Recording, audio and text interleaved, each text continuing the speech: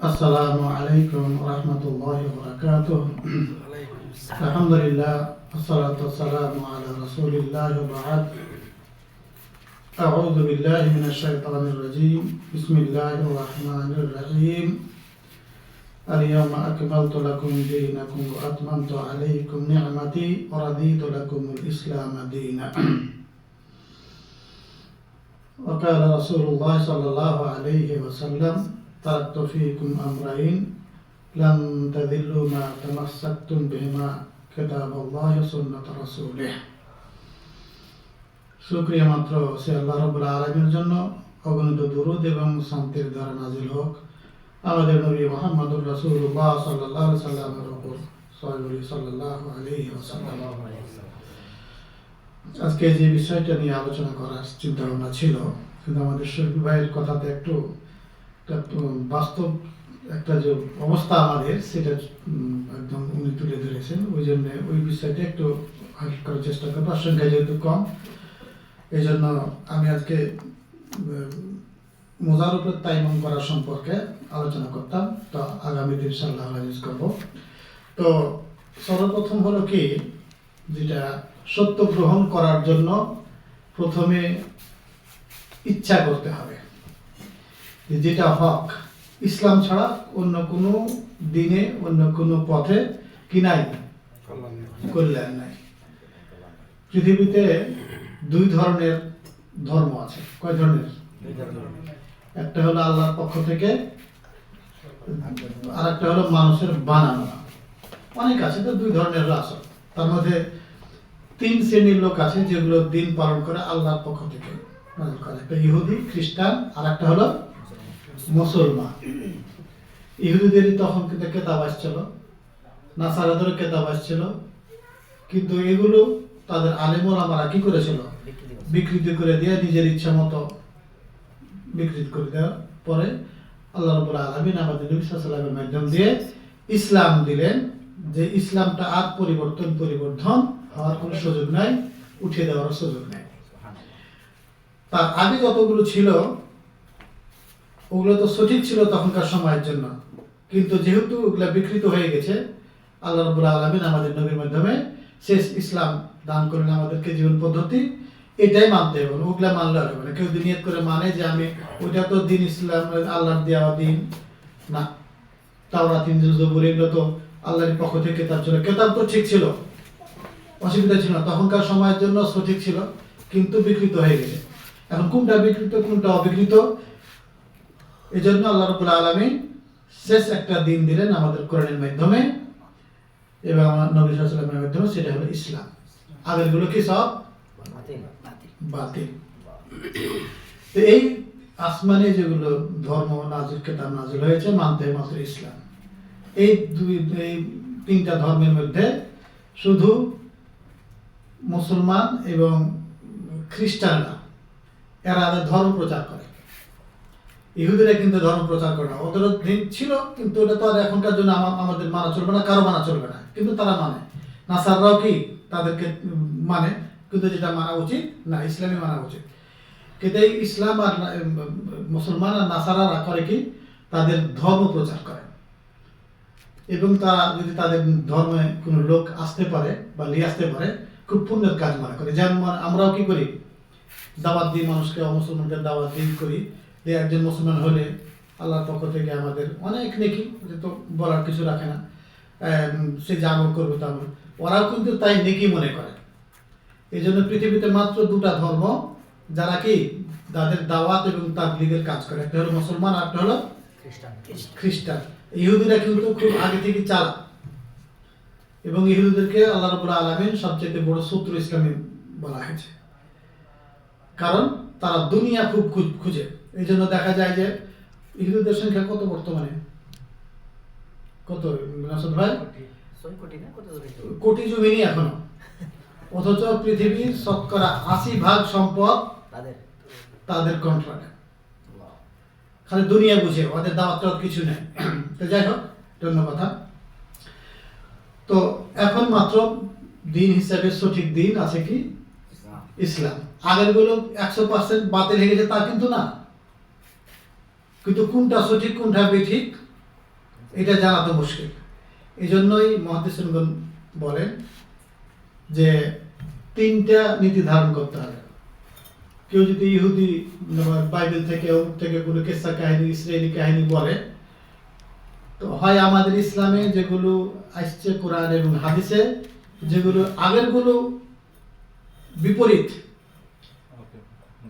দেখা, তাহলে বুঝতে হবে যে কি ইসলামে যেটা আছে সেটা সঠিক, পরবর্তীতে যে বিকৃত হয়নি, হয়তো আগে কি হয়েছে ওটা যেটা ছিল সেটা বিকৃত, ওইটা খারাপ হয়ে গেছে, ওইটা বাতিল। আরেকটা হলো কি, আরেক কিছু কিছু আছে হুকুম হাকাম আছে, নাসারাদের অনেক কিছু মিলবে, মানে আমাদের ইসলামের সাথে মিলে যায়, তার মানে বোঝা যায় যে ওইটা এখনো ঠিক আছে, তাদের হুকুমটা এখনো ঠিক আছে, কিন্তু মানতে হলে আমাদেরকে কি নিয়তে মানতে হবে? ইসলামের হুকুম মনে করে মানতে হবে, নবীর হাদিস মনে করে, কোরআনের হুকুম মনে করে মানতে হবে। নিয়ত যদি করেন ওইটা, তাহলে কিন্তু কি হয়ে যাবে? বাতিল, কারণ ওইটা মানা চলবে না, কারণ ইসলামে নিয়তের খুব গুরুত্ব। নিয়তের মাধ্যমে অনেক কিছু প্রকাশ পায়। আপনি সুন্নাত তরিকাত নামাজ পড়ছেন, যেভাবে সূরা কিরাত করছেন, আর ফরজ পড়ছেন একই সূরা একই রুকু করে, কিন্তু পার্থক্য কিসের করছেন আপনি? কি দিয়ে? নিয়ত। ফরজ রোজা রাখছেন না সুন্নাত রোজা রাখছেন, কিসের? জিনিসটা একই পদ্ধতি, কিন্তু কিসের কারণে পার্থক্য হচ্ছে? এজন্য মানতে হলে আল্লাহ নবীর আদর্শ বা ইসলাম হিসেবে মানবো, আল্লাহ নবীর হাদিস হিসেবে মানবো, কোরআন হিসেবে মানবো, ওইটা হিসেবে মানবো, কিন্তু জিনিসটা একই।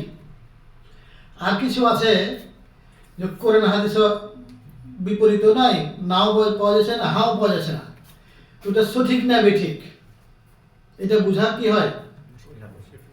অনেক ঘটনা বা ইসরায়েলের ঘটনা আছে যে কোরআন হাদিস থেকে বোঝা যায় না, বড় আলেম ওলামারা ওটা ফাঁসলে দিতে পারে না।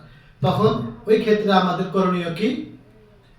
বলা হয় কি যে ওইটাকে হাও বলা চলবে না, অস্বীকারও করা চলবে না, স্বীকারও করা চলবে না। কারণ কি? কারণ হলো কি, যে যদি আপনি বলেন না এটা ঠিক না, আমাদের ইসলামে নাই, এটা ঠিক নাই, কিন্তু ইসলামে হা না কিছু নাই ব্যাপারে, যদি ওটাকে বলেন যে না এটা ঠিক না, কিন্তু এমনও তো হইতে পারে যে ওটা ঠিক ছিল, ইসলামে আসার পরে ওটার প্রয়োজনীয়তা নাই, এই জন্য আল্লাহ কি করেননি? উল্লেখ করেন নাই। তো ওইটা ছিল সঠিক, কিন্তু আমি বলে দিলাম কি বেঠিক, আল্লাহর কথাকে কি করে দিলাম? অমান্য করে দিলাম। ওই জন্য এটা হতে পারে যে সঠিক ছিল, এমনও তো হইতে পারে যদি বলি না ওটা আমাদের ইসলামে যেহেতু হা না কিছু না তো ঠিক, দেখা গেল কিন্তু এটা মানুষের বানানো, তো যেটা আল্লাহর নয় সেটাকে কি বললাম? আল্লাহর বানিয়ে দিলাম। তো দুই অবস্থা থেকে তো খালি নয়। এই জন্য বানী ইসরায়েলের ঘটনা 3টা হতে পারে, একটা সরাসরি বোঝা যায় যে কোরআন হাদিস থেকে না, আর একটা হা যেটা করা চলে, আর যেটা কিছু উল্লেখ না সেটার ক্ষেত্রে আমরা কি থাকবো? চুপ থাকবো। তো আমার যেটা আজকে বলার উদ্দেশ্য, যে আমাদের শফিক ভাই বললেন যে তার অর্থ রেখে যে আল্লাহ বলতেছেন যে আমি আজকে দিন কি করে দিলাম? পরিপূর্ণ করে দিলাম, এবং ইসলামের প্রতি আমি সন্তুষ্ট। ইন্নাদ দীনা ইনদাল্লাহ ইসলাম, একমাত্র ধর্ম আল্লাহর নিকটে কি? ইসলাম। অনেক ধর্ম আছে তার মানে বোঝা যায়, নাহলে একমাত্র ধর্ম আল্লাহর কাছে কেন? অন্য ধর্ম তো তার মানে আছে, ছিল, দেখতে তো পাচ্ছি বাস্তবে আমরা। আর বলছেন যে আমি ইসলামের প্রতি কি হলাম? সন্তুষ্ট হলাম। ওয়ারাযীতু লাকুমুল ইসলামা দীনা ওয়া আতমামতু আলাইকুম নি'মাতি, এবং আমার নিয়ামতকে কি করলাম? পরিপূর্ণ করলাম। তো আল্লাহর নিয়ামত পরিপূর্ণ, এটার মানে কি? আগে কি বৃষ্টি হতো না?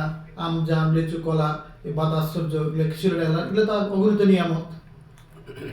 তো আবার নতুন করে নিয়ামত ফের আবার কি পূর্ণ করলো? তাহলে অপূর্ণ ছিল কি? আগে যেমন মানুষের জন্ম হয়তো, মানুষের চাষাবাদ করতো, খাওয়া দাওয়া করতো, যত কিছু ফল ফ্রুট সবই তো ছিল, কোন কিছু বাদ ছিল না। তো এই আয়াত থেকে বোঝায় ওয়া আতমামতু আলাইকুম নি'মাতি, আজকে আমি আমার নিয়ামতকে কি করলাম? তার মানে আজকের আগে পর্যন্ত কি ছিল না? কি পরিপূর্ণ ছিল না? এমন কোন নিয়ামত নাই, জানা নাই। এই জন্য বলা হয় যে ইসলামটা হলো সবচেয়ে বড় নিয়ামত। যেই নিয়ামতের কথা, নিয়ামতগুলো আল্লাহ উল্লেখ করছেন কাকে? ইসলামকে। ইসলাম আগে পরিপূর্ণ ছিল না, একটু একটু করে নাজিল হয়েছে। কোরআন শরীফ আল্লাহ নবী হাদিস করেছেন, ব্যাখ্যা করেছেন, করতে করতে ওই যে শেষ আয়াত নাজিল হয়ে আল্লাহ ঘোষণা দিলেন যে দিন আজকে কি? তাহলে পরে আজকে নিয়ামত পরিপূর্ণ করা মানে হলো কি? ইসলাম পরিপূর্ণ। আর ইসলামটাকে কি বলেছেন আল্লাহ এখানে? তো সবচেয়ে বড় নিয়ামত মুসলমানদের জন্য কি? ইসলাম। নিয়ামতের মধ্যে কি? নিয়ামত বলতে গেলে আমরা কি সাধারণ ব্রেনে চট করে কোনটা মনে করি বলেন তো? মুসলমান না, টাকা পয়সা ধন দৌলত, যার গাড়ি ঘোড়া বেশি আছে, যার বাগান টাগান খেস চলে, আল্লাহ নিয়ামত খুব আছে। নিয়ামত বটে, কিন্তু ওই নিয়ামত না। এই নিয়ামত গুলোর মূল্য কত আল্লাহ কাছে? সোনা দানা, টাকা পয়সা, গান বাগান বাগিচা সবকিছু। মাছের ডানা, সারা পৃথিবীর সম্পদ মিলে মাছের ডানা সমান না। তাহলে আল্লাহ কাছে নিয়ামত নাকি? নিয়ামত না। হ্যাঁ নিয়ামত ঠিকই, আমাদের জন্য নিয়ামত, কিন্তু আল্লাহ কাছে মূল্য কিছুই নাই।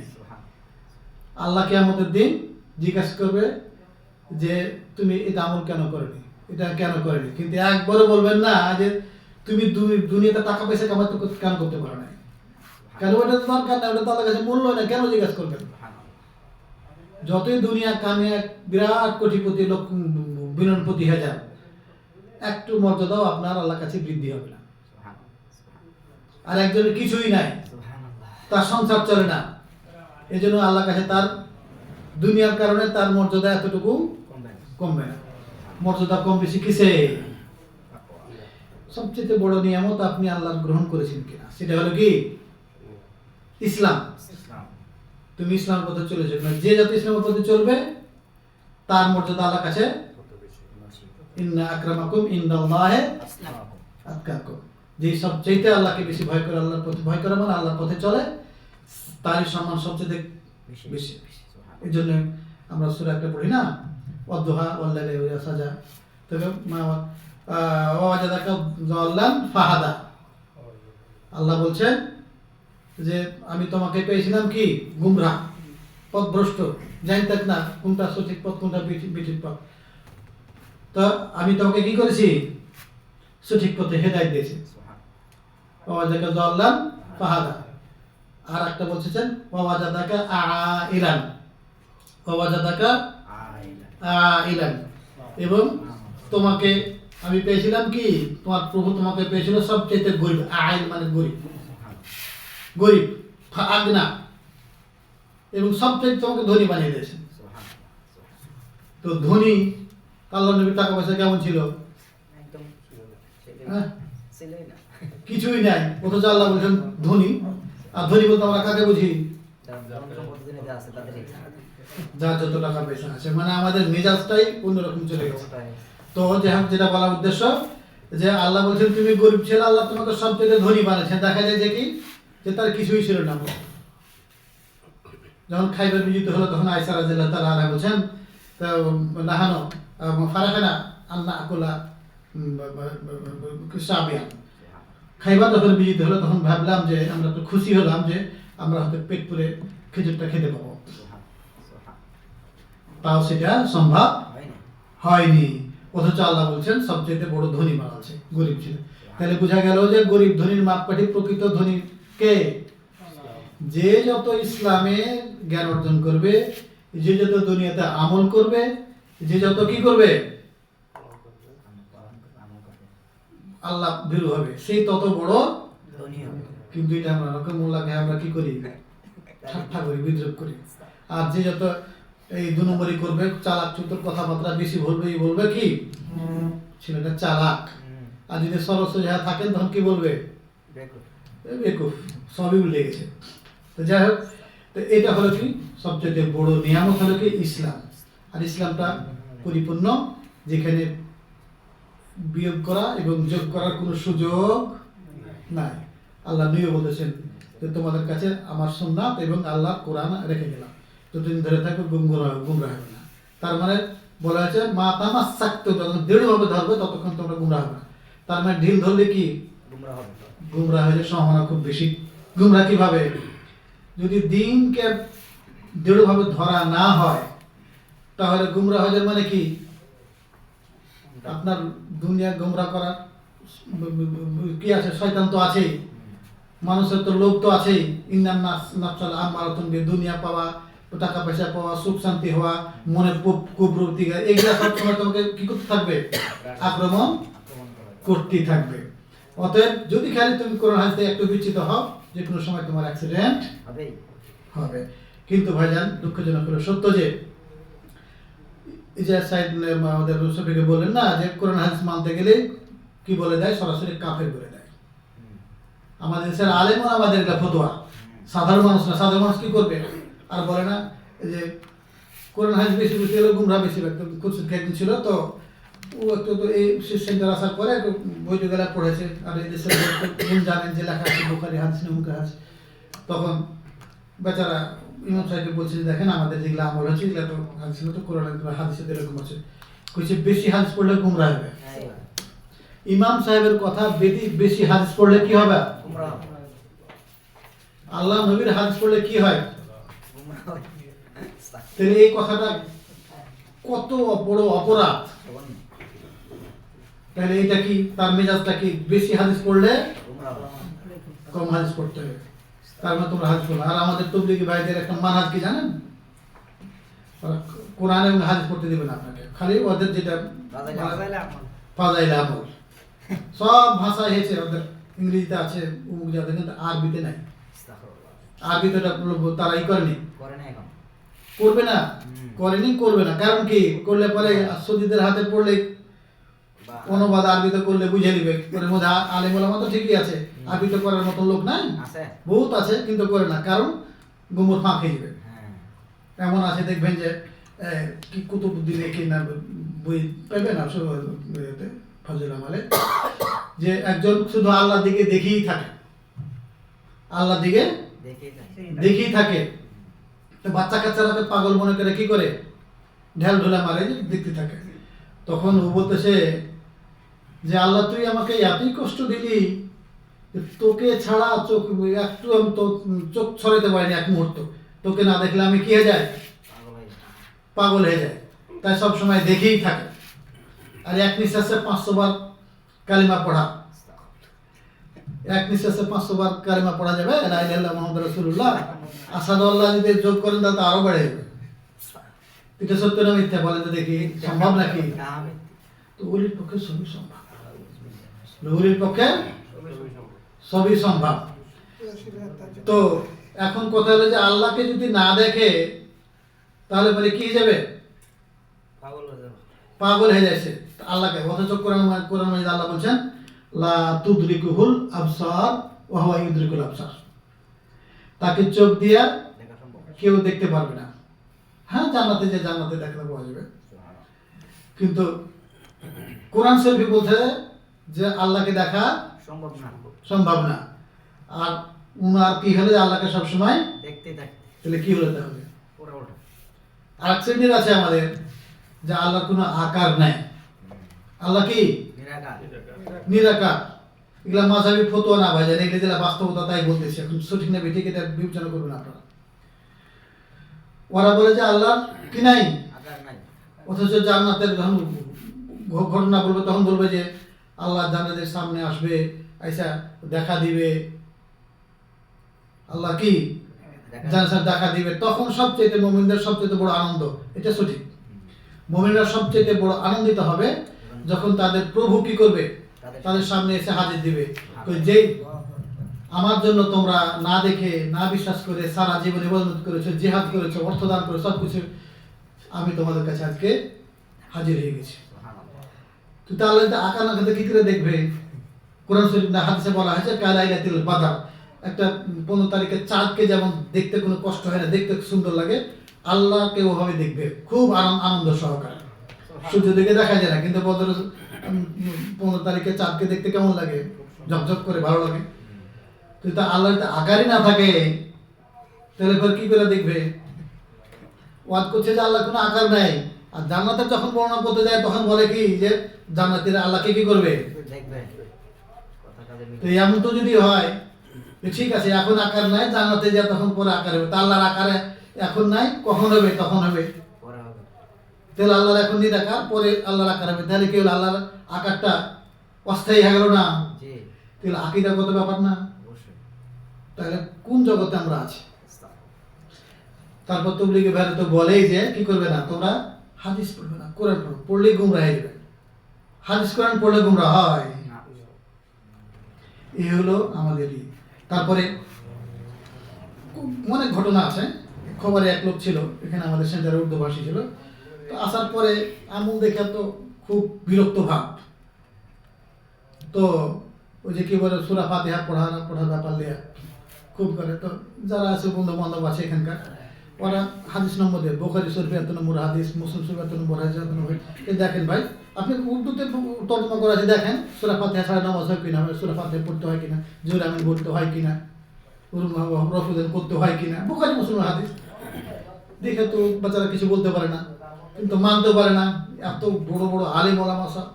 তখন উনি ওনার ইমাম সাহেবের কাছে লিখেছেন চিঠি, যে বলেন তো আমাদের এখানে আসার পরে তো আমি তো কিছু যারা রফুদান করে আমিন বলে সূরা ফাতিহা, তারা তো একদম লিখিতভাবে আমাকে বই দেয়া দেখিয়ে দিছে যে বুখারীতে আছে, মুসলিম শরীফে আছে।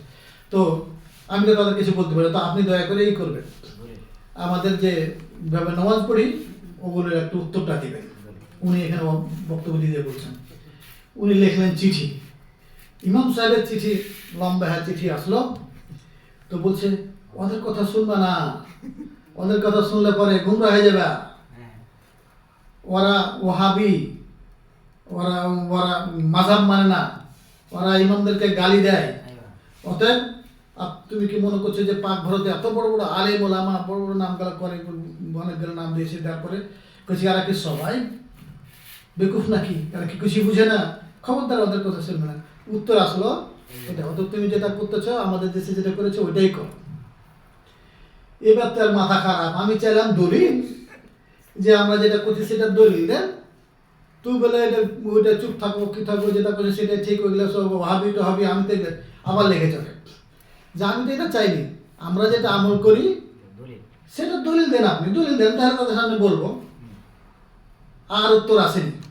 এইবার গেছে মা ইমাম সাহেবকে যা ধরেছে দেশে যা, যে কই লেখে না, কই দেখেন এগুলো বুঝবো না, হাদিস করে আপনাকে বুঝার মতো না, খুব ব্যাপক জিনিস, অত ওগুলো আমাদের সাথে লাগে না। কইছে আপনি বলছেন না আমাদেরকে সাধারণ মানুষ লাগবে না, কিন্তু ওরা তো সাধারণ লোকেরাই তো হাদিস বলতেছে, আর আলেমের আমাদের দরকারই হয় না, আর সাধারণ লোকেরাই জানছে এটা হাদিস, আমরা যেটা আমল করছি সেটা উজাত আছে, হাদিস আছে, আর আপনি বলতেছেন যে হাদিস করে আপনি বুঝবো না, তো ওরা কে করে বুঝছে, আপনি আমাদেরকে বুঝান।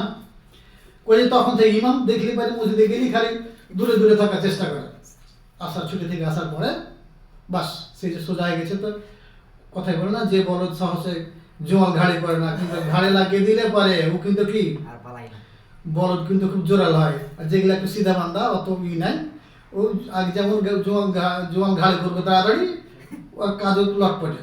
আর যে গরু কি করে, যে বলদ সহসে জোয়াল ঘাড়ি করে না, জোয়াল যদি ঘাড়ি করে দেয় এইবার এক নম্বর দেয়। এরকম বহুত আছে ভাইজান।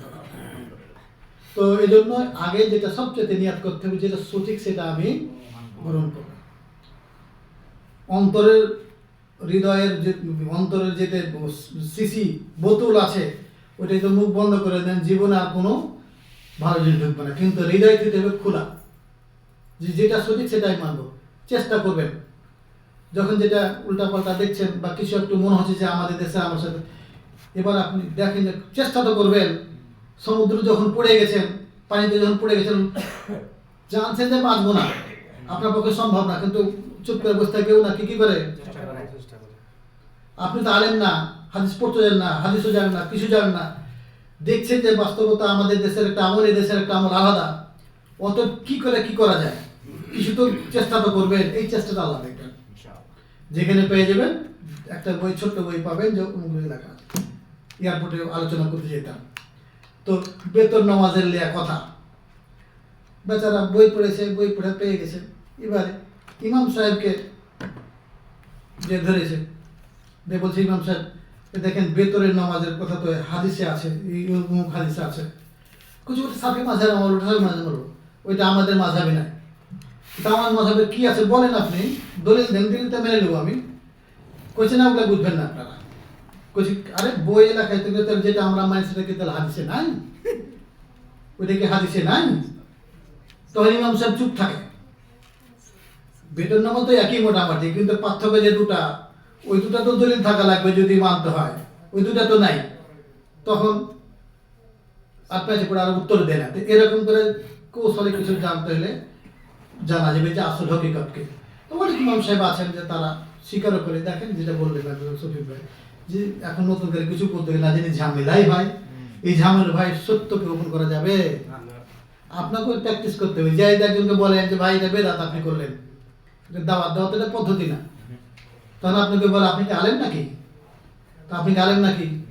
আলেম না, কিন্তু যেটা জানেন সেটা তো সঠিক, কিন্তু এখানে কি পদ্ধতি ঠিক হয়নি আপনার। অতএব পদ্ধতিটাও ঠিক করতে হবে। আমি সবসময় বলি যে একটা চাকরির জন্য কাকে কিভাবে ধরতে হবে, আপনি তো যোগ্য, টাকাও দিয়েছেন বা দিবেন, কিন্তু টাকা দেওয়ার জন্য চেষ্টা করবেন যে কাকে টাকা দিলে কাজ হবে। 2 নম্বরে ঘুষ দিয়ে চাকরি নেবেন, তারপর কত চালাকি, কত চেষ্টা। যাকে দিলে ঘুষ দিলে কাজ হবে তাকে ধরে, তারপরে কাকে দিলে কি করে। দুনিয়ার ক্ষেত্রে ঠিকই আমরা কৌশল অবলম্বন করি, কিন্তু যেটা যে সব জিনিস আপনি জানবেন বুঝবেন, ওইটা একজন যে জানে না বুঝে না তাকে বোঝার জন্য কি করবেন, চেষ্টা করবেন না, কৌশল অবলম্বন করবেন না। খালি জান বলি খালি সত্য কথা, ভালো কথা ভালোভাবে মানুষকে কি করতে হয়, বলতে হয়, নাহলে কিন্তু দাওয়াতি কাজ হয় না ভাইজান। তো এই জন্য আমাদের ইসলামী সেন্টারগুলো যত দেখবেন ভাইজান, যে কোনো কোরআন এবং হাদিস থেকে বলবে। ভুল হতে পারে আলেমের, ভুল হবে না এমনটা না, কিন্তু কোরআন এবং হাদিস এগুলো প্রথমে জানার চেষ্টা করতে। কোরআন কারীম আল্লাহ রাব্বুল আলামিন বলেন, ফালা ওয়া রাব্বিকা লা ইউমিনুনা হাত্তা ইউহাক্কিমুকা ফীমা শাজারা বাইনাহুম সুম্মা লা ইয়াজিদু ফি আনফুসিহিম হারাজাম মিম্মা কাযাইতা ওয়া ইউসাল্লিমু তাসলিমা। আল্লাহ বলছেন ফালা ওয়া রাব্বিকা, কসম তোমার প্রভুর। আল্লাহ নবীকে আল্লাহ বলছেন ফালা ওয়া রাব্বিকা, তোমার প্রভুর কসম। কার কসম? আল্লাহ নবীকে বলছেন তোমার প্রভুর কসম না, আমি আমার কসম খেয়ে বলতেছি। কসম খেয়ে কথা গুরুত্ব।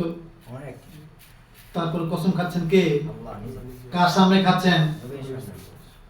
লা ইউমিনুনা, তারা মুমিন নয়, তারা মুমিন নয়। হাত্তা ইউহাক্কিমুকা ফীমা শাজারা বাইন, যতক্ষণ না তোমাকে তারা ফয়সালাকারী হাকিম না মানবে, হুকুমদাতা হিসেবে হুকুমদাতা মানে তুমি আপনি হুকুম করবেন আমি মেনে নেব, এটাই তো। যতক্ষণ পর্যন্ত তোমাকে হুকুমদাতা হিসেবে তারা নেই মেনে নেয়, ততক্ষণ তারা কি নয়, মুমিন না। তারপর আল্লাহ থেমে নেন। আরেকটা বলতেছেন সুম্মা লা ইয়াজিদু ফি আনফুসিহিম হারাজান, মাইনা লিবে, কিন্তু মাইনাটা কেমন হবে লিবে? অন্তরে এতটুকু তার দ্বিধাদ্বন্দ্ব কিছু হারাজ থাকবে না, দ্বিধাদ্বন্দ্ব থাকবে না, কষ্ট থাকবে না, দুঃখ থাকবে না। আল্লাহ নবী বলেছেন বাস। আল্লাহ নবী বলেছে কি করা যায়, আমাদের দেশে তো আর কি বুঝে না নাকি, মানে মানছেন কিন্তু ওই যে বিচার ফয়সালা হয়ে যায় না, বিচার যখন জরিমানা লাগিয়ে দেয় তো মেনে দেয়, কিন্তু খুশিতে মানে 10,000 টাকা জরিমানা লাগিয়ে দিলেন, তো মানলো তো, কিন্তু ওটা মানাটা কি মানা, কষ্ট করে মানে বাধ্য হয়ে মানলো। ওরকম যদি সমাজের চাপে বা চাকরি তো করতে হবে, ইমামতি তো করতে হবে, মসজিদে কাজ করছি, মন কোনো সময় চায় না, ওভাবেই চলছে। বা সৌদি আরবে এসে না যে চাকরিটাই বাদ যায় নাকি, তাই ওই ধরনের আমল করে না, আর অথচ মন চাই না। তাহলে এটা কি হলো? আল্লাহ নবীর হুকুমকে সরাসরি মানা হারাজ থেকেই গেল, দ্বিধাদ্বন্দ্ব থেকেই গেল, কষ্ট থেকে গেল, কষ্ট থাকা চলবে না। আর তৃতীয় নম্বর হলো কি, ওই সাল্লেম তাসলিমা, এবং ওই হুকুমটা মানবে আত্মসমর্পণ হুকুমের কাছে, মানে এমন ভাবে মানবে যেটা সিলিন্ডার করার মতো নির্দ্বিধায়। তাহলে আল্লাহ নবীর কথাকে মানতে হবে, তাৎক্ষণিকভাবে মানতে হবে, নির্দ্বিধায় মানতে হবে এবং যথাযথভাবে। কিন্তু এখন যদি কোনো হাদিস আপনাদের সামনে বলা হয়, তখন যদি বলে যে আমাদের মাযহাবে তো নাই, এটাই তো কথা। তাহলে কি হলো? বিদায় মানা হলো? এই জন্যই সর্বপ্রথম আমাকে আপনাকে অন্তর থেকে বলতে হবে যেটা সঠিক সেটা আমি মানবো, তাহলে হক আপনি পাবেন। আর যদি হৃদয়ের বোতলের মুখ যদি আপনি বন্ধ করে দেন, জীবনে আপনি কোনদিন সঠিক পাবেন না। আর যদি আপনি ইচ্ছা থাকে আপনার সঠিক জিনিস জানা, যেটা আল্লাহ নবী করেছেন, যেটা সাহাবারা করেছেন, ওটাই মানবো। আল্লাহ না আল্লাহ কোনো না কোনো ব্যবস্থাতে আপনাকে কি করবে, হেদায়েতের ব্যবস্থা করে সঠিক পথটা আপনাকে দিয়ে দিবে, যদি আপনার ইচ্ছা থাকে। আর না হলে আল্লাহ আপনাকে নিয়তের গুণে আল্লাহ রাব্বুল আলামিন আপনাকে কি দেবেন, সুযোগ পাননি, সমাজে এমন নাই, দেখেননি, জাননি, সুযোগও হয়নি, কিন্তু এখন তার সে সুযোগ নাই বললে তার হবে না, বহু সুযোগ চলে এসছে। একবার আমাদের যাত্রাবাড়িতে পড়াকালেই একটা খাটো মানুষ, আব্দুল বাসিরের মতন চটপিটা খুব, তো ওই যে বললে আল্লাহ যে কোনো ভাবে একটা কি করে দেয়, হেদায়েত করে দেয় মানুষকে। তো বাইতুল মোকাররম তো জানেন যে বিরাট মসজিদ, বাংলাদেশের সবচেয়ে বড় মসজিদ। আসরে নামাজ পড়ে বাচ্চারা বসে আছে, ইমাম সাহেব একটু বসে আছে। তো পরে জামাত করতেছে, তো আহলে হাদিস ছিল, আর কয়েকজন ছিল, তো এইভাবে নামাজ পড়তেছে আসরের নামাজ। তো ইমাম সাহেবকে যা তখন বেচারা কোনো দেখেনি এই ধরনের নামাজ পড়া। ইমাম সাহেবকে যা বলছে, ইমাম সাহেব এরা কোন লোক এগুলা, এরা এইভাবে নামাজ পড়তেছে, হাত উঠেছে। কইছে যে এগুলা আহলে হাদিস, এরা হাদিস ছাড়া কিছু মানে না, এরা মাথার কিছু মানে হাদিস, শুধু হাদিস মানে। এই কথা বলে দেওয়ার বেচারা ভর্ত ইমাম সাহেব ভুল করে বলে দিয়েছে যারা হাদিস ছাড়া কিছু মানে না। তখনই তো বলছে কি তাহলে এরা তাহলে হাদিস মানে, তা আমরা কি হাদিস ছাড়া আরো কিছু মানি নাকি? তা আমরা কি হাদিস ছাড়া অন্য কিছু মানি নাকি? ওইটা তো ভালো, তাহলে তো ইমাম সাহেব বলছে না না ওইটা না, ওদের এখানে বংশালী আছে, খালি ওরা হাদিসই মানে, মাঝাব মানা ফরজ। ওই বেচারা আমাদের সামনে এসে আমাদের কাছ থেকে লিখে থেকে গেলে দিতেন। তো বলছে মাঝাব মানা ফরজ, কিন্তু ওরা মাঝাবটা মানে না, একটা ফরজ ছেড়ে দেয়, এটা বুঝিয়ে দিল। ওর কিন্তু তৃপ্তি হয়নি যে কোরআন হাদিস ছাড়া আর কিছু মানে না, তো কোরআন হাদিস ছাড়া আরো কিছু মানতে হবে এমন কিছু আছে নাকি? কোরআন হাদিসে তো আসল, আল্লাহ নবীর কথা হলো হাদিস আর কোরআন হলো কোরআন, এইটাই তো মানতে হবে। কই শেখ সাহেব আপনি বলেন তো, ঠিক করে বলেন। কইছে না না ওইটা ওরা, আমরাও হাদিস কোরআন মানি, কিন্তু মাযহাব মানতে, ইমাম সাহেব যেটা বলেছেন ওটা মানতে। ইমাম সাহেব এমন কিছু বলেছে যেটা হাদিসে নাই, এমন কিছু আছে নাকি? কইছে না না ওটা না, তাহলে তো আমরা তো হাদিস কোরআন মানি, তো এটা কি কি বলছে? যখন হয়নি তখন বংশাল যে আগে নাম করে দিয়েছে ইমাম সাহেব, বংশালে চলে গেছে, কাছে তো বাইতুল মোকাররম থেকে। এবার যা ওখানে যারা ছাত্র থাকে বা বংশালী থাকে, ওরা তো একটু আগ্রহ পাইলে দাওয়াতে যারা একটু একেবারে একটু বই দিবি তো ইমামের পিছনে নামাজ, এমন দু তিনটা বই বেঁধে দিয়ে একবারে বই যখন পড়তে গেছে, প্রত্যেকটা বইটাতে একবারে রেফারেন্স। সেদিনই তার মাথা একবার ধাঁধা অন্ধকার ছুটে যে একদম ওই যে নতুন যেন বুঝতে পারলাম। এবার প্রত্যেকটা বই পড়ে গ্রামে যে দেয়, দেওয়ার করে আলাদা করে দৌড়াইছে লোককে, সে পথে নিয়ে চলে এসছে। এই যে একটা নামাজ পড়তে দেখলো, এই কথাতেই তার আল্লাহ তাকে কি করলেন, কিন্তু তার আগে কি ছিল, নিয়ত ছিল, যেটা সে তো আমল করতো যে এটাই তো সঠিক, এটা ইসলাম, এটা তো আমল করতো, কিন্তু যখন দেখলো যে এরকম, তখন সে কি করলো, জানার জন্য চেষ্টা করলো। এই জন্যই আল্লাহ যে কোনো ভাব দিয়ে সঠিক জানার ইচ্ছা থাকলে আল্লাহ রাব্বুল আলামিন কি করে দেবেন, ব্যবস্থা করে দেবে যে কোনো ভাবে। ওই যে যদি না দেখতো, ইমাম সাহেবের মুখটা ফুসকে যদি না বলতো, যে তাহলে তো হতো দরকারি বোধ করতো না। এই জন্য আল্লাহর কাছে হৃদয় সবসময় চাইতে হয়, সঠিকটা যেন চলতে পারে।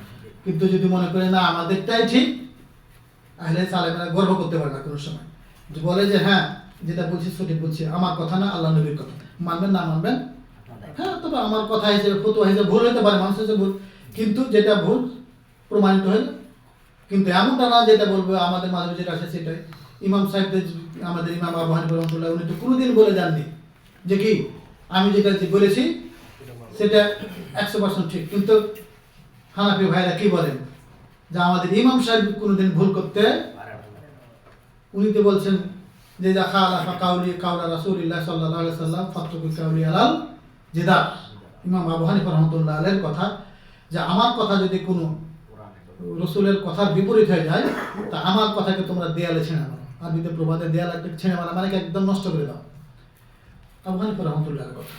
তখন তার ছাত্ররা জিজ্ঞেস করছেন ওয়াইজা খালাফা কাউলুকা কাউল সাহাবা রাদিয়াল্লাহু তাআলা আনহু, কইছে ফাতরুকি কাউলি আকবালু কাউলা আসহাবা রাসূলুল্লাহ সাল্লাল্লাহু আলাইহি ওয়াসাল্লাম, আমার কথা যে সাহাবীদের কথার বিরোধী হয়, তা আমার কথা বাদ দিয়ে সাহাবীদের কথা মানো, এর চাইতে পরিষ্কার কথা কি হতে পারে? কিন্তু আমরাই বড় করে দিয়েছি, আমরা ভুল হবে না কি হবে না যেটা করে সেটা অনেক কিছু নাম তার নাম দিয়ে বানিয়ে দেয়া একটা মাযহাব বানিয়ে ফেলেছে, যে মাযহাবে কি আছে সবই আছে। অতএব যেটা উচিত, এটা কোরআন এবং সহিহ হাদিস আছে, সেটা আমাদেরকে মানতে হবে। এই বিষয়ে যদি কোনো কিছু একটা প্রস্তাবে বাজার করতে পারেন, আগামী দিন ইনশাআল্লাহ আজিজ।